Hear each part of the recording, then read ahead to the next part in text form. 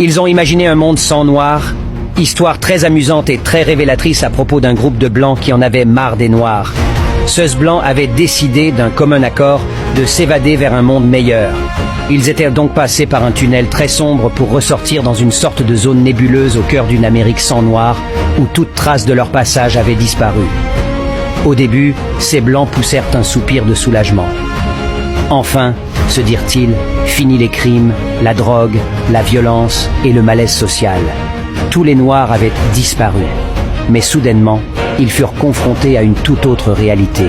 La Nouvelle-Amérique n'était plus qu'une grande terre aride et stérile.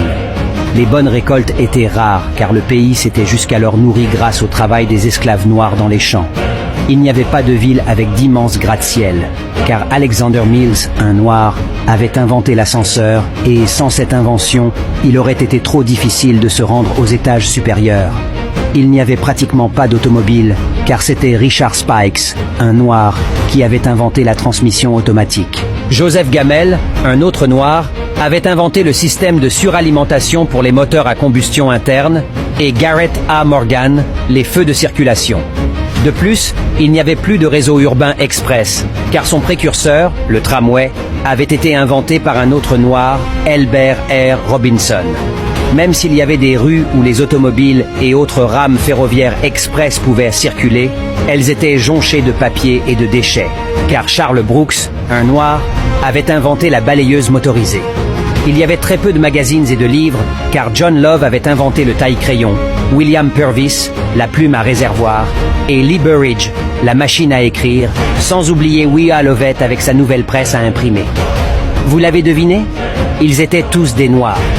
Même si les Américains avaient pu écrire des lettres, des articles et des livres, ils n'auraient pas pu les livrer par la poste, car William Barry avait inventé le tampon manuel et Philip Downing la boîte aux lettres.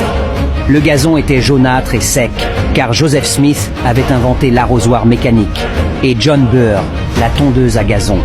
Lorsque les Blancs rentrèrent dans leur maison, ils constatèrent qu'elles étaient sombres, ce qui n'était pas surprenant puisque Lewis Latimer avait inventé la lampe électrique, Michael Harvey, la lanterne, et Grenville T. Woods, l'interrupteur régulateur automatique. Enfin, leur maison était toute sale car Thomas W. Stewart avait inventé la vadrouille et Lloyd P. Ray, le porte-poussière. Leurs enfants les accueillirent à la porte, pieds nus, débraillés et les cheveux en broussailles. À quoi fallait-il s'attendre? Jeanne E. Matzelinger avait inventé la machine à forme de chaussure, Walter Sammons, le peigne, Sarah Boone, la planche à repasser, et George T. Samon, la sécheuse à linge. Les Blancs se résignèrent finalement à prendre une bouchée dans tout ce chambardement, mais pas de chance. La nourriture était devenue pourrie car c'était un autre noir, John Standard, qui avait inventé le réfrigérateur. N'est-ce pas étonnant? Que serait le monde moderne sans la contribution des Noirs?